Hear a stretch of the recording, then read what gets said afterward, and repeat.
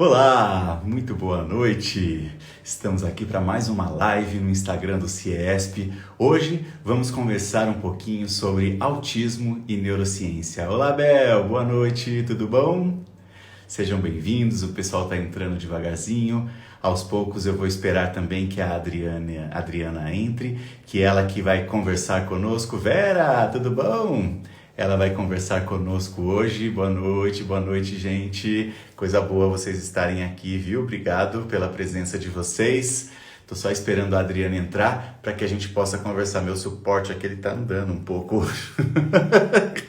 Quando não é a internet, é o suporte. Meu Deus do céu, caiu aqui. Peraí que eu vou dar um jeito nisso. Vou arrumar aqui pra gente poder continuar nossa conversa. Saudade de você também, Vera.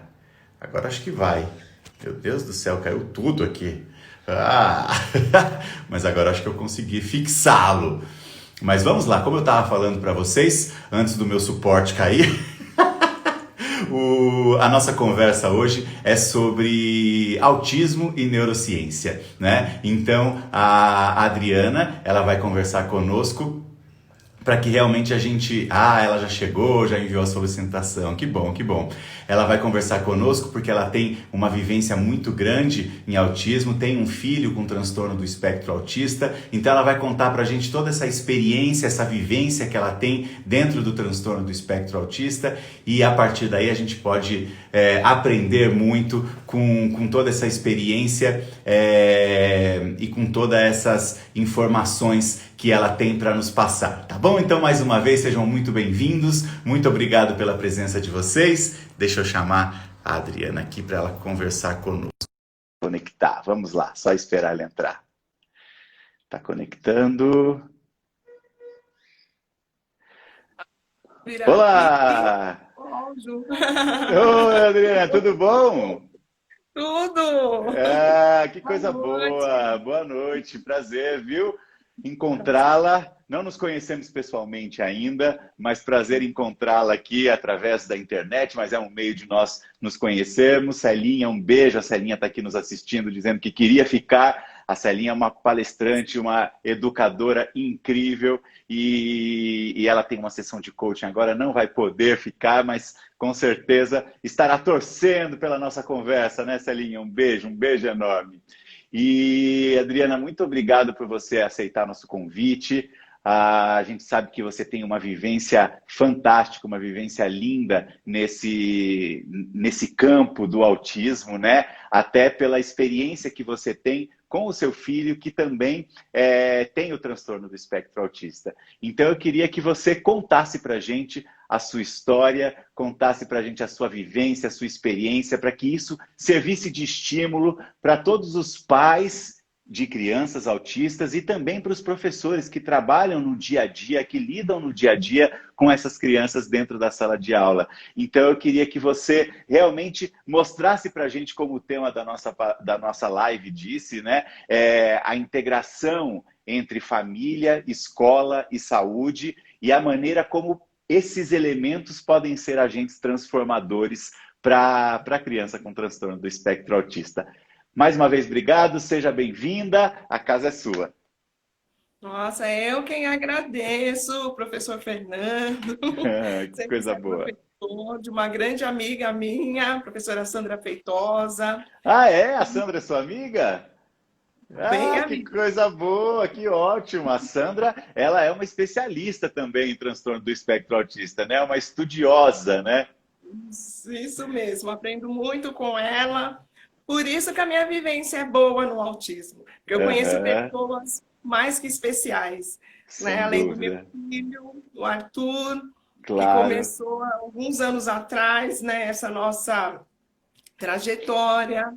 Vou O contar um Ar... pouquinho do Arthur. Isso que eu ia falar. O Arthur hoje está com quantos anos? 15. Ah, que joia, que incrível. Então conta pra gente como que foi essa vivência, o diagnóstico que você recebeu, de que maneira você recebeu esse diagnóstico, porque isso é importante para que a gente saiba, né, como foi feito, como foi o laudo que você teve, enfim, conte pra gente a sua experiência para que a gente aprenda com você também. Vamos lá, o Arthur, ele tem um autismo que algumas pessoas classificam como autismo de regressão ou regressivo, tá bom? Tá, Tem alguns tá. tipos, o Arthur está enquadrado nesse. Uhum. Porque o Arthur, ele nasceu, é uma criança muito alegre, muito desejada também, e aos 9 meses o Arthur já falava. Nossa, A gente podia perguntar, bebê, qual é o seu nome? Ele sabia responder. que Com 1 incrível. ano, o Arthur falava muitas palavras. Com 1 ano e 4 meses, ele dizia assim: não, mãe, isso não é rosa, é lilás. E ele Entendi. aprendia muitas coisas. E, e as pessoas ficavam surpresas. Me perguntavam como ele tinha aprendido e eu não sabia responder. Ele Uhum. aprendia. Porém, quando ele estava próximo de completar 3 anos de idade, ele esqueceu tudo, inclusive de como falava. Ele perdeu a fala, ele perdeu quase os movimentos, que o Arthur ele passou a se mexer bem pouco, ele ficava parado sem se mexer por quase 50 minutos.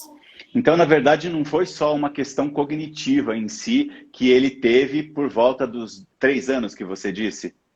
Isso. Houve uma questão motora também, um envolvimento motor nesse período. Eu acredito que sim, ou talvez alguma coisa de ordem psicológica que o deixou assim tão introspectivo, né? Ele realmente passou por uma grande transformação. Tá. E na época, sabe, Fernando, ninguém sabia dizer para meu esposo e para mim o que tinha acontecido com o nosso filho. Uhum.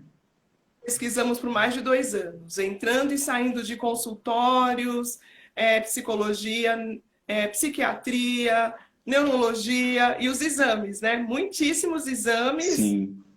todos que a gente pode imaginar, audição, eletroencefalograma, muitos testes e os médicos também não sabiam nos falar na época. Aham. Faz tempo, né? Então, falavam que ele precisava de um irmãozinho, que ele era muito mimado.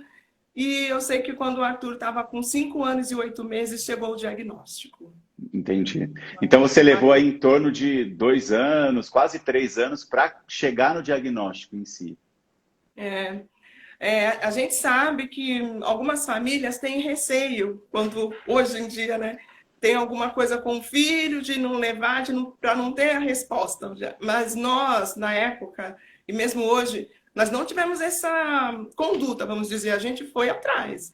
Claro. Mas não era tão divulgado quanto hoje, então foi difícil. Difícil. Isso é importante você dizer porque é uma realidade que muitas vezes algumas famílias elas relutam em não querer saber, apesar de já terem, hoje que nós temos mais acesso, é mais divulgado, então a gente tem né, um entendimento maior a respeito do transtorno do espectro autista e algumas famílias já até supõem que possam ser isso, mas tem aquele receio em acreditar que realmente seja aquilo, né? E às vezes se afasta um pouco dessa procura. Mas o que é importante diante do que você falou é a gente ressaltar que a intervenção precoce, e óbvio que a intervenção precoce vai depender de um diagnóstico precoce, é extremamente importante. Então, quanto mais cedo nós pudermos ter esse laudo, mais facilmente nós poderemos intervir e mais especificamente nós poderemos intervir. E a partir daí, o desenvolvimento da criança, sem dúvida nenhuma, será muito melhor, será muito mais efetivo. Né? Então, é importante você frisar isso, porque às vezes até nós, como professores, dentro da sala de aula, a gente tenta abrir a visão dos pais, né, para que eles percebam e aceitem a situação real, né? Porque até essa semana eu estava conversando também com uma neuropsicopedagoga e ela tem um filho que tem síndrome de Down. E hoje ele está com 24 anos, se eu não me engano, e ele já está fazendo faculdade de educação física, né? Então, o estímulo que ela deu por conta de todo a aceitação, né, da situação, e o que a gente falou que é muito interessante é a questão assim, do que você idealiza, quando você idealiza um filho, é óbvio que você idealiza que seja tudo perfeito, que ele seja neurotípico, que não tenha nenhum déficit, mas a gente tem que se adequar e encontrar aquela realidade, né? Então é expectativa versus realidade. E temos que encarar a realidade para que a gente possa transformar essa realidade numa realidade melhor, numa realidade de melhor desenvolvimento, né? Exatamente, e tem tudo a ver, porque com o diagnóstico em mãos, nós podemos encontrar uma escola, né, que leu a laudo e falou, sim, nós podemos trabalhar com o seu filho, que nesse meio tempo, antes do diagnóstico, infelizmente, o Arthur ficou entrando e saindo de escolinhas, né? Eu Sei. trabalhava também, mas chegou o momento de eu desistir da carreira para me dedicar a ele, né? Você E trabalhava na área escolar também ou não? não, a minha graduação é secretariado executivo bilíngue. Ah, tá, que legal. Trabalhava em multinacional, eu estudava, fazia pós em gestão de qualidade, estudava Aham. idiomas, e eu estava me preparando para ser uma executiva, vamos dizer assim. Que E aí eu joia. me vi dentro de casa com o meu filho, né? Então foi vamos dizer assim, uma realidade eu não esperava, né? Que eu não esperava. Aham. Hoje Hoje eu me sinto honrada em estar em casa junto com o Arthur, mas eu passei por momentos de depressão. Falei, Eu poxa, imagino. desisti da minha carreira, né? Eu queria tanto, né? E, mas hoje eu vivo uma outra realidade de reconhecer o meu papel, né? E o quanto é importante para o equilíbrio de uma pessoa com autismo ter os pais, né, ao lado, né, Sem dele. dúvida, sem A dúvida. gente conscientemente buscando profissionais que nos ajudem nisso, né? Que Então joia. foi E conta pra gente como que foi essa procura. Você disse que foi à escola, encontrou uma escola que aceitasse e que realmente dissesse, poxa, vamos trabalhar o seu filho, vamos desenvolvê-lo, né, para que ele realmente possa crescer e se desenvolver nesse sentido. E com relação aos profissionais que você procurou, além da escola, quais os profissionais que você procurou para poder promover todo esse desenvolvimento e essa estimulação do Arthur? o Arthur, desde que começaram os sintomas, vamos dizer assim, ele sempre teve acompanhamento psicológico, Aham. neurológico, passamos por alguns até encontrarmos um doutor Paulo Brendes, eu tenho que falar o nome dele, que foi Claro. excelente na vida do Arthur. Aham. E o Ele é Arthur também, neurologista? O Dr. Paulo é neurologista. Foi isso, ele que fez o diagnóstico do Arthur? ele que encaminhou a profissional de neuropsicologia. Ah, que legal, que legal. Isso é muito legal a gente conversar também desses profissionais que, na verdade, orientam e têm uma informação muito grande no sentido de fechar o diagnóstico, né? Então, neuropediatras, pediatras, neurologistas, neuropsicólogos, que realmente eles podem fechar com mais precisão e de uma forma mais rápida o diagnóstico das crianças com transtorno do espectro autista, né? Somente eles podem, né, dar o laudo, tem que ser neuro, né? É importante. Mas o olhar do professor, eu como mãe de filho único, a escola que me chamou a atenção, certo? Eu Olha não que saberia. lindo, que lindo. E isso que você está falando é muito importante também. A questão do diagnóstico pedagógico. Os professores e a vivência dentro da sala de aula, ela é fundamental, ela é essencial. E por isso que eu quis enfatizar a questão dos pais aceitarem, porque quando o professor cogita algo nesse sentido, sem dúvida nenhuma, ele está tendo alguma visão realmente de que possa haver esse transtorno, né? A criança possa ter o transtorno do espectro autista e realmente é importante que a gente ouça. E essa integração entre família e escola ajuda muito, muito, muito na questão do diagnóstico precoce, né? Não podemos estar sós, né? Nós, os Sem pais. dúvida. Né? Às vezes a gente quer fazer tudo sozinho, mas não dá, né? Precisamos de Verdade, união. Então, verdade. os profissionais da saúde nos ajudando com laudo, com terapias. Fora as terapias também, o Arthur já fez pintura, natação, jiu-jitsu, basquete, música. Que incrível, que fantástico. Tem bastante gente perguntando aqui, eu vou repassando as perguntas para você e a gente vai discutindo a respeito disso. Estão perguntando se ele, em algum momento da primeira infância, sofreu algum tipo de trauma, foi internado, houve alguma queda, algo que antes de que você começasse a perceber todo esse processo em que houve um déficit cognitivo e motor dele, se houve algum fato que tenha sido relevante durante a primeira infância do Arthur. Não, Não. ele era uma criança bem alegre, bem simpática, muito desejado, ele era mimado só, né? Filho Aham, único. aham. O professor Fernando, chama de professor, eu amo, eu gosto Imagina. demais. Eu falo. Que bom. Já ouviu falar em poda neural ou poda Sim, sim. neuronal? Isso que eu ia falar com Alguns você. profissionais associam a isso, né? Isso que eu ia falar com você, porque eu fiz essa pergunta justamente para a gente pegar esse gancho e trazer para a questão da poda neural, né? Toda criança em torno dos 2, 3 anos de idade, 2 anos e meio, 3 anos de idade, tem a primeira grande poda neural, né? Então, o que é a poda neural? Só para eu explicar aqui para o pessoal um pouquinho, para quem nunca teve contato com esse termo especificamente.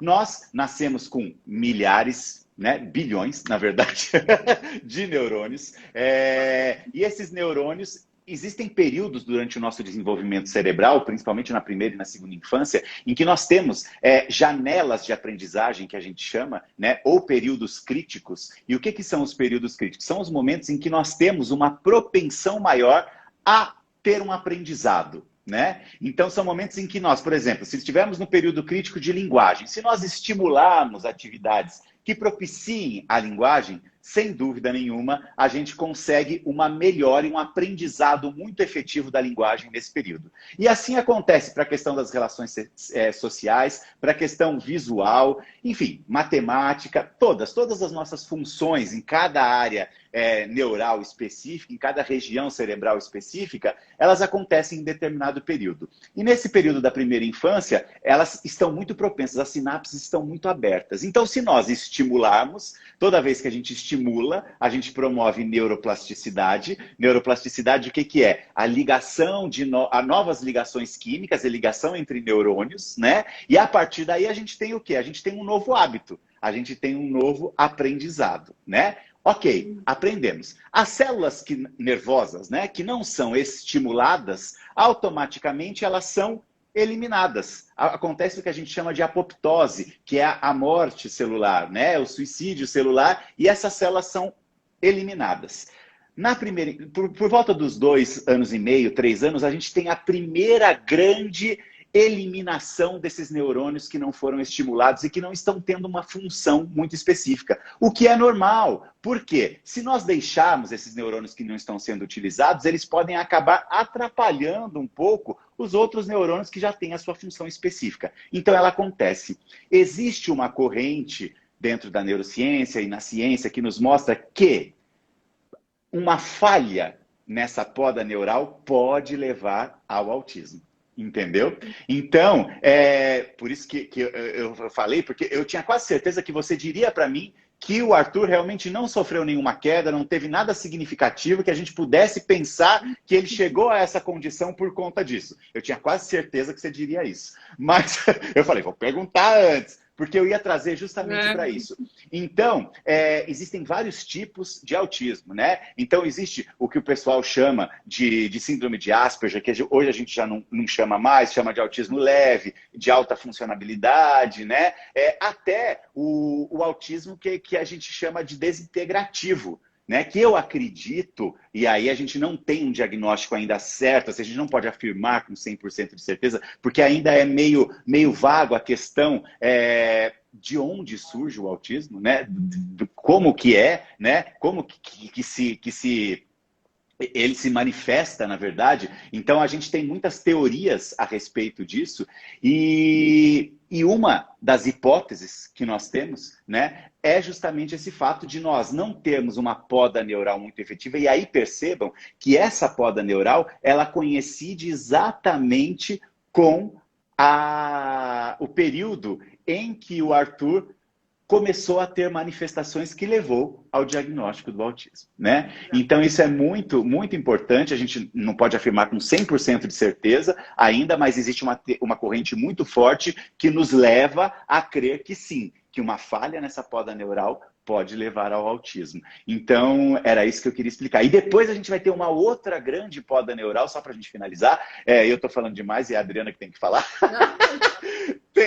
Temos que ter a gente vai ter uma outra grande poda neural na nossa adolescência, por volta dos 12 anos. Então, são as duas grandes podas neurais que acontecem. É óbvio que a gente vai tendo essa morte desses neurônios que não são estimulados ao longo de toda a vida. Mas a gente tem essas duas grandes podas neurais até para uma adequação cerebral, para que a gente possa ter uma maturação mais efetiva, que acontece por volta dos 20, 22 anos. Desculpa, Adriana. É maravilhoso. Falei demais. É sempre bom aprender, não é? Com certeza. importante. O autismo nos leva a isso, né? Sem dúvida, Então, sem dúvida. não que eu saiba, né? Tudo, não sei quase nada, mas eu falo de polineural, eu vejo os genes, as pesquisas dos genes que falam das Sim, também. mutações, já está lá mais de Exatamente. 1000, né? A Tem gente muitas fala correntes, sobre... né? São muitas correntes. Sim, E na escola é importante os professores saberem isso. E sem até dúvida. chegar à fase da adaptação curricular, né? É uma Isso fase que é a gente outra está... coisa importante e é uma luta que a gente tem feito, né, Adriana? Principalmente nessa Estamos época sempre... de quarentena, né, em que há uma necessidade muito grande, porque como existe essa mudança de rotina, e a gente sabe que para o autista qualquer mudança de rotina abrupta não é legal, né? É muito difícil eles se adequarem a uma nova rotina de uma forma muito rápida, assim.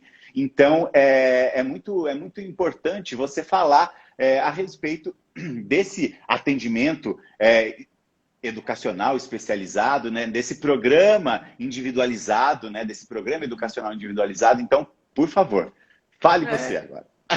nós estamos muito felizes. A escola do Arthur, que é a mesma, né? Desde que ele tinha 6 anos, ele está lá por 9 anos. E eles estão cada vez mais, vamos dizer assim, atentos à adequação, à adaptação de currículo. O Arthur está no 8º ano, então ele tem vários Que professores. legal. Cada vez mais nós podemos perceber que eles estão assim se esforçando.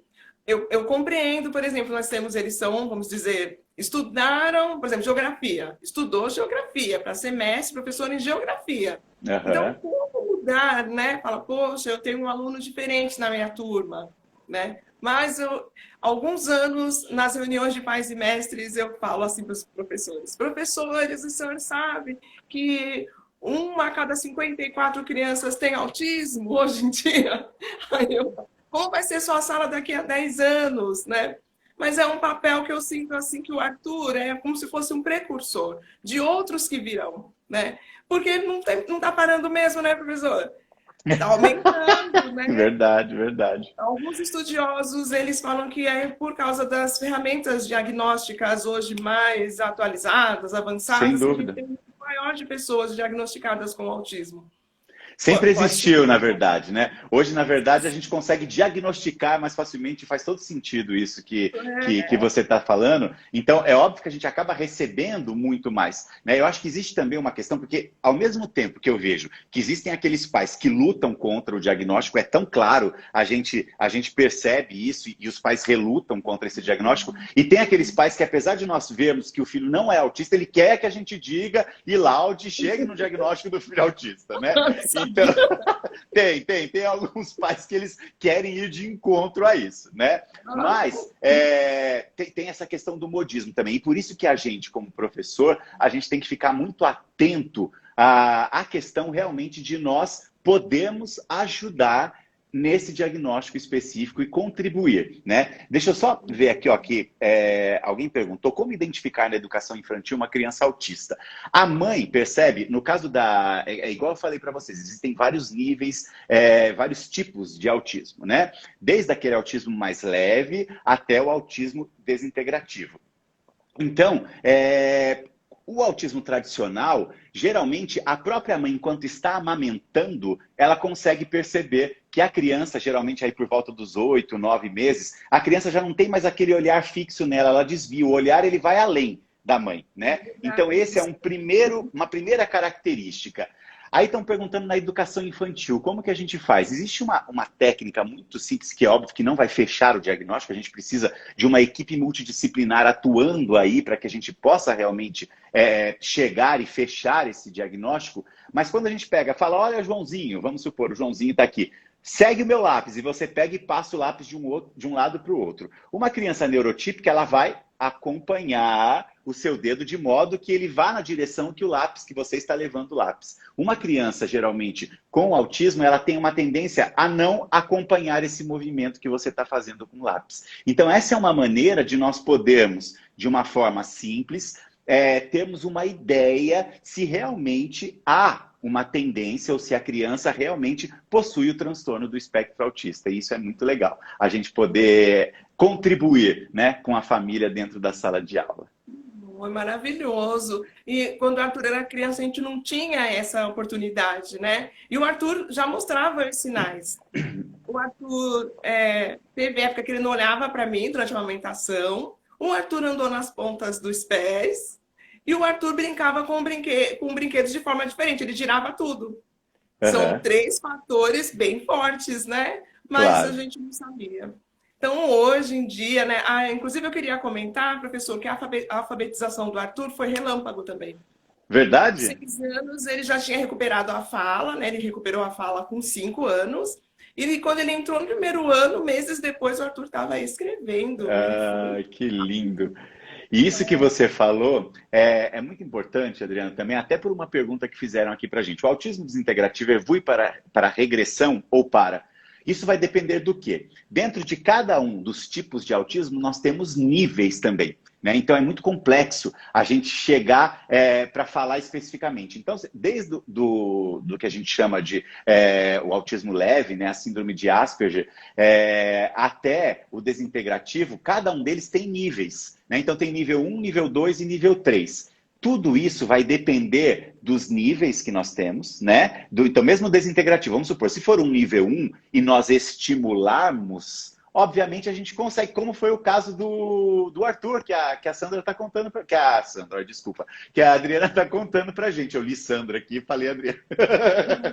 Que a Adriana está contando para a gente, né? Então, a gente tem que avaliar o tipo e o nível, para que aí a gente possa ver como a gente pode intervir. Se for um tipo, um nível 3, por exemplo, muito severo, a tendência é que haja uma regressão constante e a gente tenha a perda realmente de movimentos, de questões cognitivas de uma forma geral, tá? Mas, se for um nível mais leve, nós pudermos e conseguirmos estimular, como a Adriana está nos contando, lindamente diante disso que ela está falando, aí a gente tem a possibilidade, na verdade, de estagnar e muitas vezes de promover novas neuroplasticidades e promover novas conexões cerebrais, e aquilo que foi perdido, a gente tem a possibilidade de recuperar. A neurociência nos mostra isso, e isso é muito bonito, que nada está perdido. Existem no nosso cérebro, ainda que a gente tenha uma perda de função total de uma área específica responsável por determinada função, se nós estimularmos, existem áreas que vão criar uma adaptabilidade para aquela função que foi perdida, áreas secundárias, áreas terciárias, e aí a gente consegue restabelecer aquele elemento, aquele movimento, aquela função cognitiva que foi perdida. E isso é lindo, é apaixonante, né? Mas desculpa, eu estou falando demais, você que tem que falar. Imagina, não, aprendendo aqui. Eu já vi várias histórias maravilhosas de que novos caminhos, né? O cérebro usou de novos caminhos para a pessoa poder realizar. Sim, sim. Fala, ele não voltou como antes, né? Antes dele perder a fala, mas ele fala, gosta de falar inglês, escreve, né? Então foi muito bom esse período com uma fonoaudióloga maravilhosa que nos ajudou na época. As fonos são essenciais, né? As fonos, as TOs, as psicopedagogas, né? O pediatra em si, na verdade, toda essa equipe multidisciplinar, ela é fundamental, ela é fantástica nessa questão do desenvolvimento, né? Da criança com autismo. Nós precisamos, viu, muito de todos os profissionais para nos ajudar e para dar apoio para a criança. O Arthur sempre entendeu que ele era um pouco diferente da turma da escola. Ele sempre... Por exemplo, o Arthur tem a estereotipia, né, professor? Sim, sim. A estereotipia dele mais visível é pular. O Arthur pula. Tá. Isso varia de criança. Tem crianças que fazem o flap, né? Tem crianças que pulam, né? Então acaba variando de criança para criança. Então, como isso também se abateu sobre o Arthur, né? Ele, poxa, eu tô, né, na sala de aula, todo mundo fica sentado o tempo todo e eu não consigo. E essa é até uma pergunta que fizeram aqui. Como foi o acolhimento dos professores em relação ao comportamento do Arthur na trajetória educacional dele? Os professores sempre trataram o Arthur com muito carinho. E aí mãe, né? A mãe chega e fala, eu quero que o meu filho aprenda, né? A gente fala, né? A mãe não tem aquele estresse. Sim. Mas o Arthur sempre recebeu muito carinho. Muito. Eu sempre que coisa boa. Né? A preocupação do Arthur, dele próprio, foi chegando quando foi chegando na adolescência, né? Na pré-adolescência, foi começando a ficar um pouco mais complicado. Mas foi justamente nessa época, professor, que o Arthur começou a fazer livros. Que lindo, Porque isso eu queria que você contasse, porque o Arthur, além dessa pessoa maravilhosa, com esse desenvolvimento fantástico que a Adriana e o esposo propiciaram a ele, ele tornou-se um escritor também, né? Então eu queria que você contasse para a gente um pouco também desse lado escritor do Arthur. os livros vieram para o Arthur como eu falo que são terapêuticos na vida dele.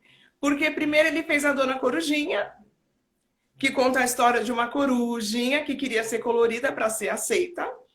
E eu quero agradecer de antemão também o e-book que você me enviou, viu? Maravilha! Inclusive, nós vamos sortear hoje aqui um livro. É verdade, que ótimo. Porque é muito importante as pessoas verem isso, porque ele se entende, ele se percebia diferente. E ele pôs na história da corujinha. E no final do livro, né, ela vive uma super aventura para entender que, né?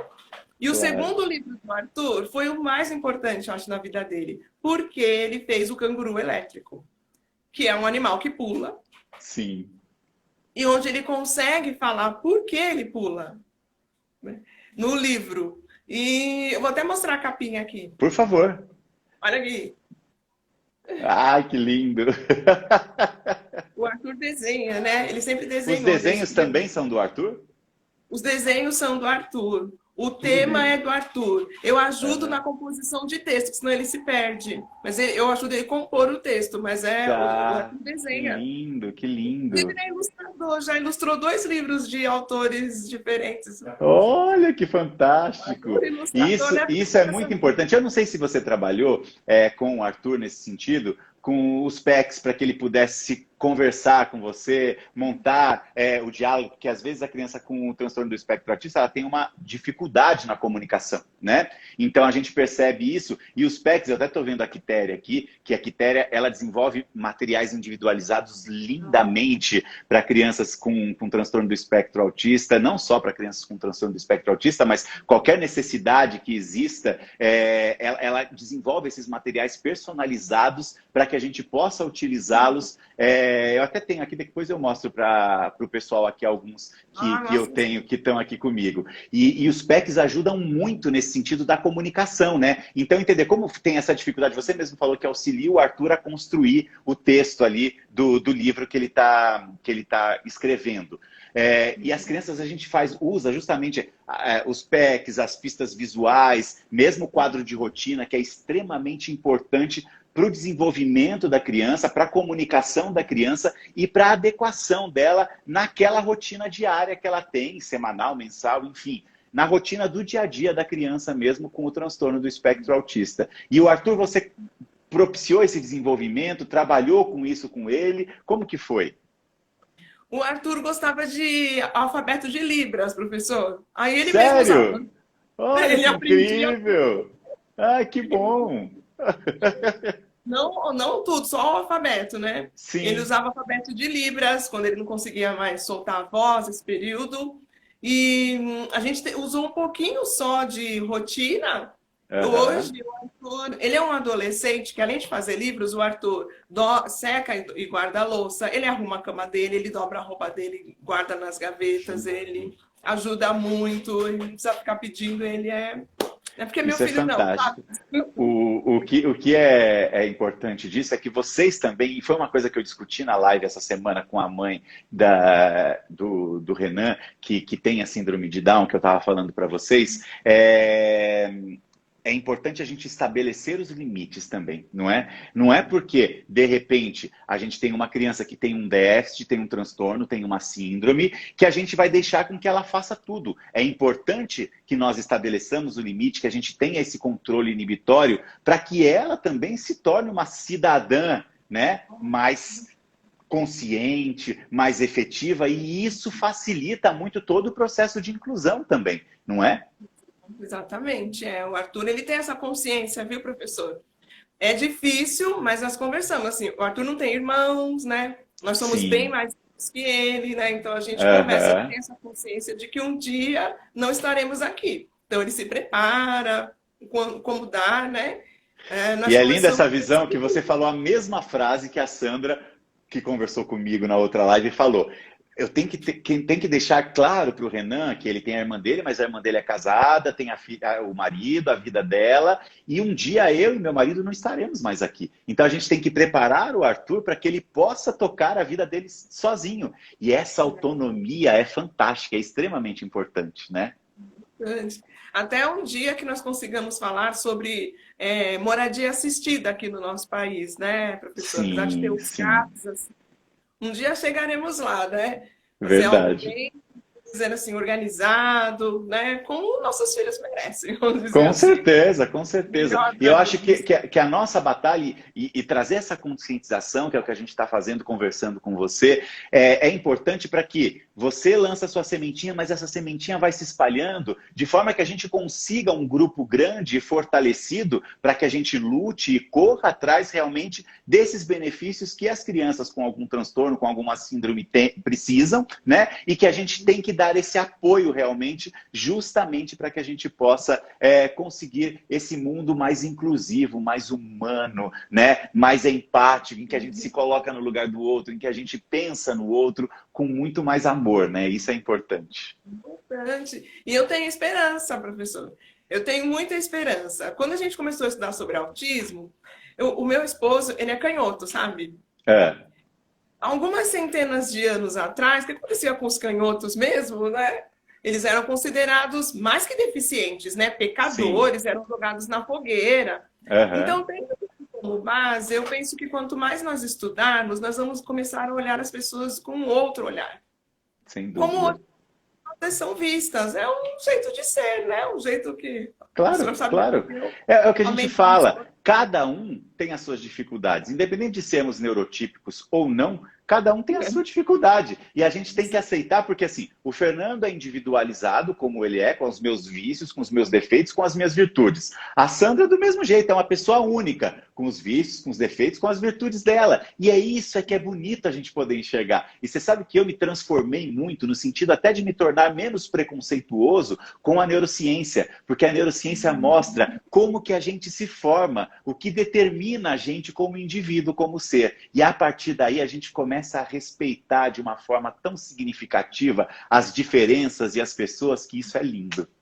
é lindo a neurodiversidade, né? Eu brinco com a psicóloga do Arthur. Ela fala, Adriana, essa palavra não existe.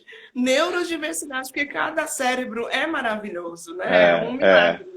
Verdade, verdade. Aqui está falando, cada criança aprende no seu tempo e da sua maneira. E é bem isso mesmo. A gente tem que aprender a fazer esse planejamento individualizado, e eu sei que muitas vezes parece ser uma coisa meio utópica, né? A gente trazer isso, porque diante de uma sala com 30, 40 alunos, às vezes fica complicado a gente fazer isso.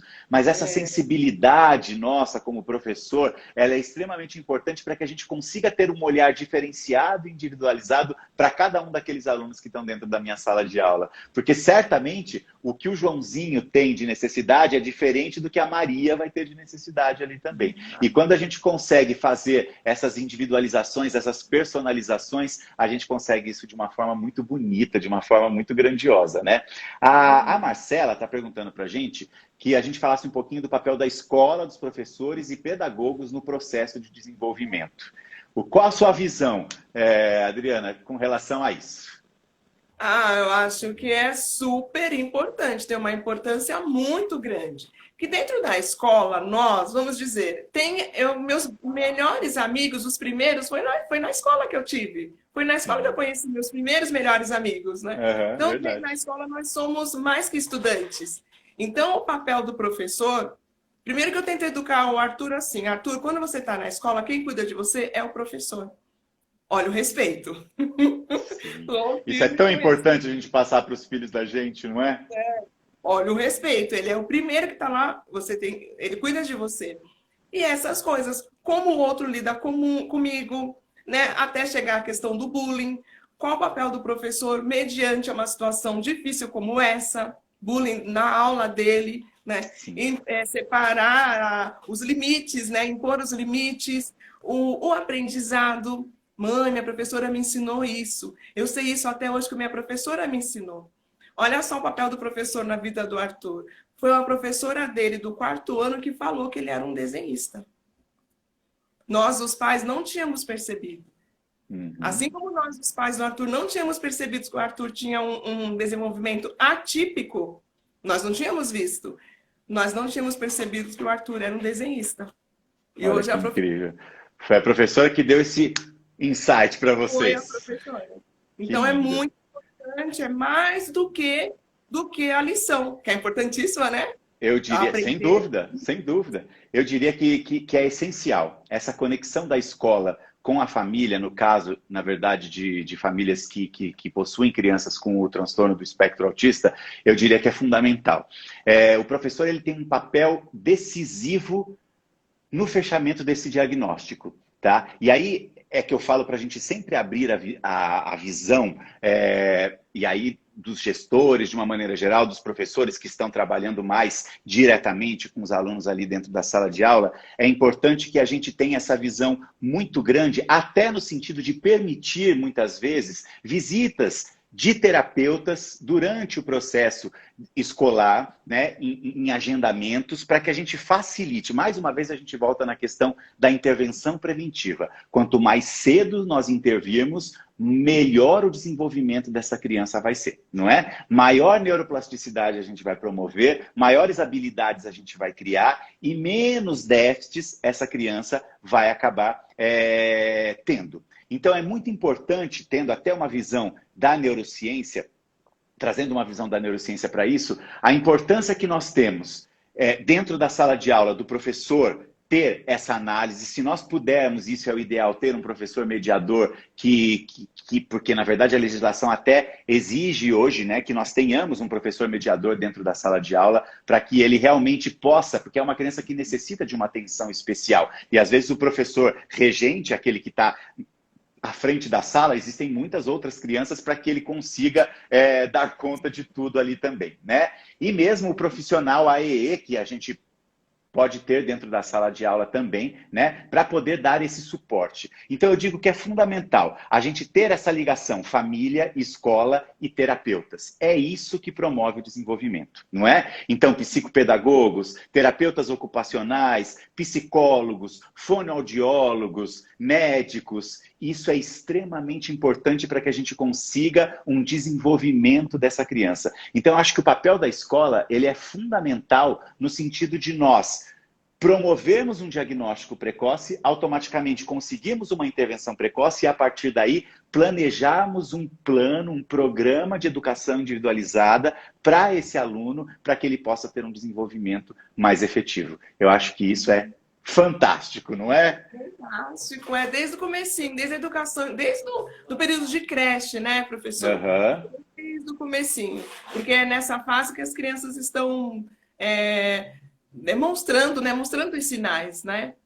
Tem algumas perguntas para você. Eu só queria fazer uma observação voltando à neurociência. O que determina, e a neurociência nos mostra isso hoje, o grau que eu falei para vocês, o tipo de autismo ou o nível desse autismo, é um elemento cerebral nosso que se chama amígdala. Eu, particularmente, sou apaixonado pela amígdala. Eu sou apaixonado pelas emoções, pelo estudo das nossas emoções, e a amígdala, na verdade, é onde estão as nossas emoções mais profundas, as nossas memórias emocionais mais profundas. Então, a variação de aumento da amígdala, a variação de tamanho, desculpa, da amígdala, sendo maior ou menor, é o que vai determinar o grau de gravidade, vamos dizer assim, do autismo, tá? Então, o que faz com que a gente trabalhe a amígdala e promova a amígdala que ela seja tratada com todo carinho? Emoção, sentimento, afetividade. A partir do momento que eu demonstro afeto para o meu aluno dentro da sala de aula, por maior dificuldade que eu tenho, e a gente sabe que existem muitos elementos envolvidos nesses processos de crise do autismo, do autista como um todo,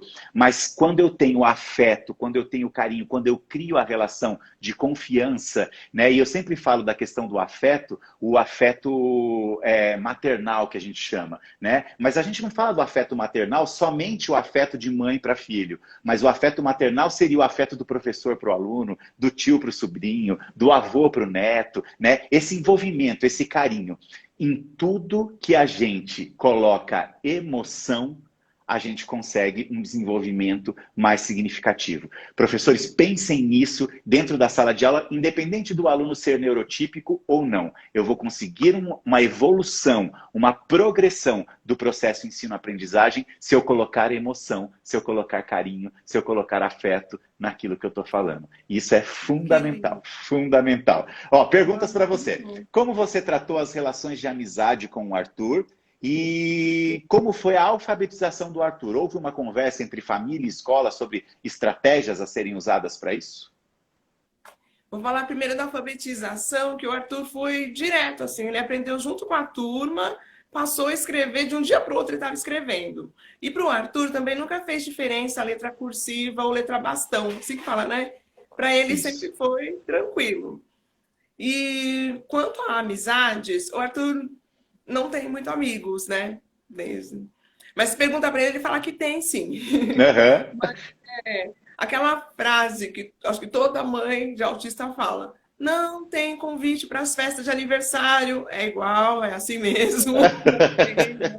As melhores relações dele são no esporte. O Arthur faz jiu-jitsu já desde os 6 anos de idade, ele faz basquete também. O pessoal de esporte... Esporte é uma coisa que integra, né? Que acolhe, é diferente. Fantástico. Esporte e música são duas coisas que são fantásticas. Além de liberarem dopamina, que motivam a gente a fazer outras coisas, eles também têm essa questão da sociabilização, da integração, né? Isso é muito bonito.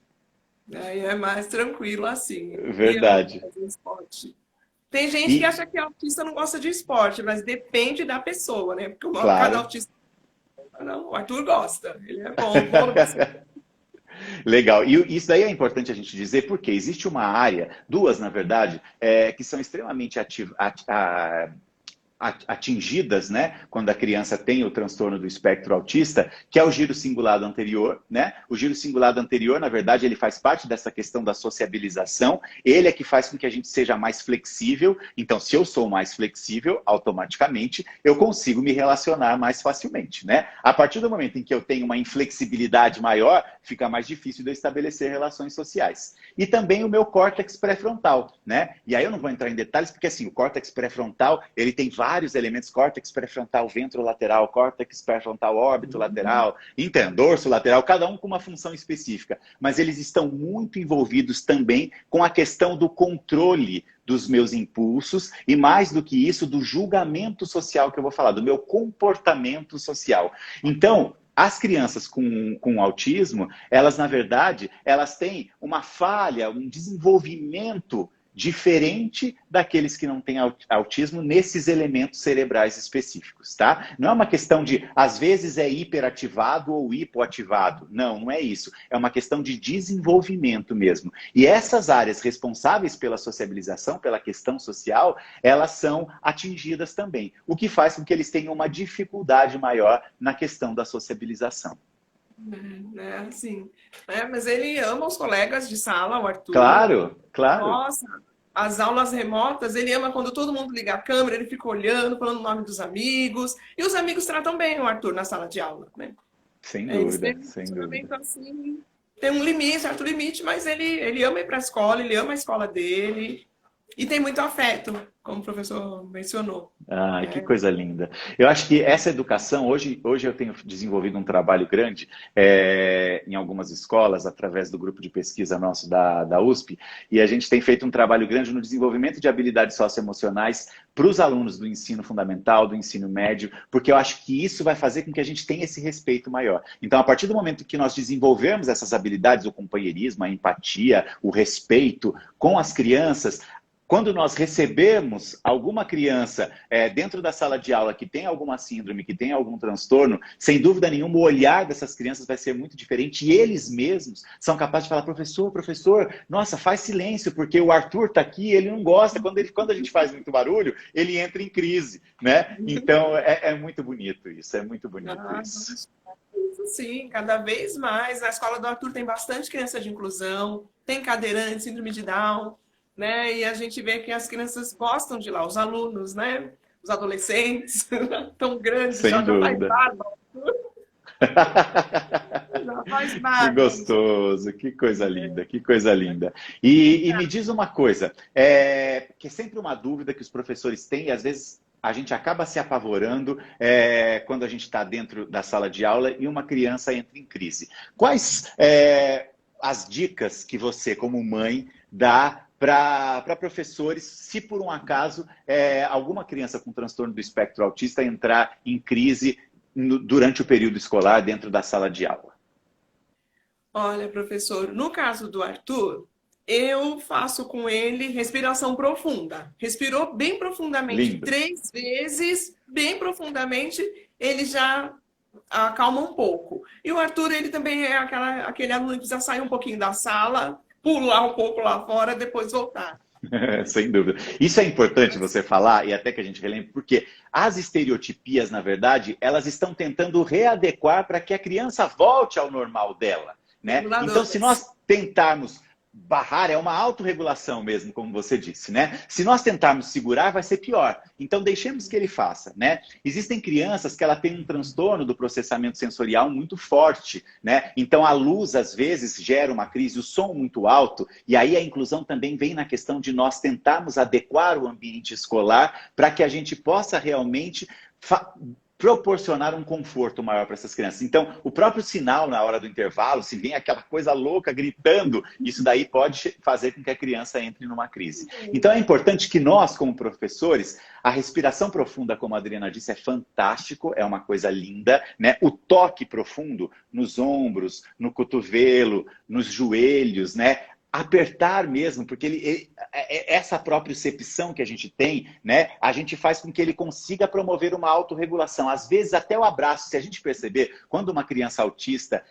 estão tendo uma crise, eles pegam e às vezes eles têm necessidade de te abraçar e eles te abraçam forte. E é forte mesmo, eles te apertam. E você vem e abraça também essa criança, né? É importante que a gente tire daquela situação que acabou gerando a crise. Então, se foi um som muito alto, se é a luz, né, exagerada que está proporcionando isso, vamos para um ambiente mais escuro, para um ambiente que tenha menor luminosidade, diminuamos os sons, vamos sair de repente, geralmente as crianças autistas elas nem participam do recreio muitas vezes com as outras crianças por conta do exagero de barulho que tem naquele momento, né? Dependendo do tipo de transtorno do processamento sensorial que elas têm. Mas a gente tenta levar para um ambiente mais tranquilo. E o que é importante? Se nós não conseguimos controlar dentro da sala de aula, vamos ligar para os pais, né? E peça para que eles venham, peguem a criança e levem a criança para casa num ambiente mais tranquilo, mais harmônico e que realmente vá fazer com que ele volte à normalidade dele. Então, isso é importante, que a gente não se desespere e que a gente possa ter essas técnicas específicas de modo que a gente possa tentar fazer com que eles se regulem. Adriana, faltam 7 minutos, a live derruba a gente. Eu sei que você quer sortear o livro, não sei como você quer fazer esse sorteio, fique à vontade, mas a gente já vai precisar começar a encerrar o nosso bate-papo, que por sinal passou muito rápido, e eu quero agradecer muito o seu carinho, o seu carisma, a sua disponibilidade e, mais do que isso, a sua vontade em passar esse exemplo de vida, de carinho, de dedicação que você tem, tá bom? Obrigada, eu que agradeço. Eu quero falar aqui para o pessoal entrar lá no nosso post. Isso, fala isso. Escreve assim, eu quero que o Arthur vai lá passar o dedo e escolher um nome para ganhar o livro. Agora? E pode escolher o livro, olha só. Eu quero.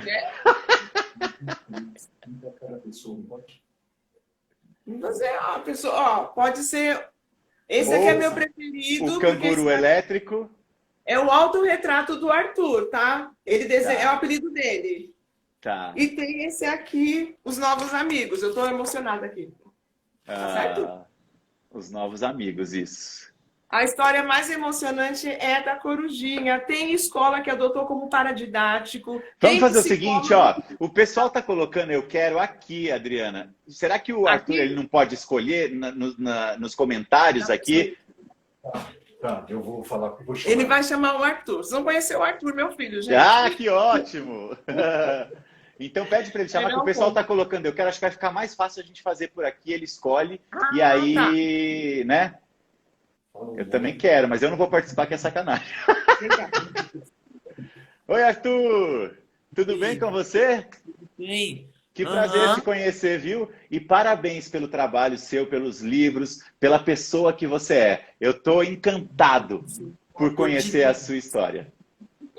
Fala, obrigado. obrigado, professor. Vai Imagina. lá passar o dedo lá, você escolhe. Quando tudo isso passar, eu quero te conhecer pessoalmente. Ah, tá bom. Mas o seu eu vou mandar, viu? Ah, Seu obrigado. Obrigado. Passa lá o dedo, filho. Vai lá. É isso, eu quero agradecer. Então, olha, por causa do Arthur, hoje eu sou editora, né? A Barros Editora. Isso, fala das suas redes sociais, da rede social da editora. Isso, procura a gente ó, aqui no Instagram, ó, Drica Barros Autismo. Sempre temos pessoas nos ensinando sobre autismo. Temos um grupo que fala sobre autismo, o ciclo de palestras autismo, que é voltado para a família, estudantes, professores, para saber mais, né? Claro. E procura a gente. A Barros Editora vai nos encontrar. Isso, ou então Drica Barros Autismo também, né? Que é o seu perfil pessoal. Ó, ele Ótimo, sorteou. viu, Arthur? Vamos lá, Arthur. Quem é a pessoa? Quem é? Sandra Campos, Campos 83. 83. Sandra Campos 83, então. Foi a sortuda. E aí a Sandra pode escolher. Sandra, coloca qual que você quer. Se é o da... Nossa, eu esqueci os nomes, gente. Me ajuda aí. O canguru. O canguru elétrico, eu ia falar a coruja elétrica. Eu já tava... O canguru ou a dona corujinha. Ah, é que eu tava confundindo o canguru com a corujinha. A Sandra já pôs coraçãozinho aqui. Agora escolhe um dos dois, Sandra. A gente Sandra manda, Campos viu? 83. Ela quer o do canguru, tá bom? Ah, Depois... é o preferido, meu. Ah, que ótimo. Vocês entram em contato com ela para poder enviar o livro para ela, tá certo? Ah, então Mais uma sim. vez, Adriana, ó, gratidão. Foi uma live linda. Queria muito agradecer por você passar novamente esse seu conhecimento, essa sua experiência. Arthur, você é fantástico. Eu quero te conhecer também, viu? Te encontrar um dia para te dar um abraço bem forte e a gente poder conversar um pouquinho. Combinado? Combinado. Ah, muito bom. E todos vocês que nos assistiram, muito obrigado, gente. Sigam as redes sociais do CIESP, aqui no Instagram, no YouTube também. Essas lives sempre ficam gravadas pelo YouTube. Me sigam também, tenho o meu instituto, que é o Instituto Límbios. A gente sempre faz umas lives também. Tem as minhas redes sociais, Dr. Fernando Lauria. Então me sigam lá para a gente poder trocar um pouco mais de informação, conversar um pouco mais, se conhecer um pouco mais e trazer histórias tão lindas e com tanto aprendizado como a da Adriana e do Arthur aqui hoje. Mais uma vez, meninos, gratidão para vocês. Arthur, um abração. Bom fim de semana, viu? Um abraço. Tchau. Um beijo, gente. Até a próxima. Bom fim de semana para todo mundo. Tchau, tchau.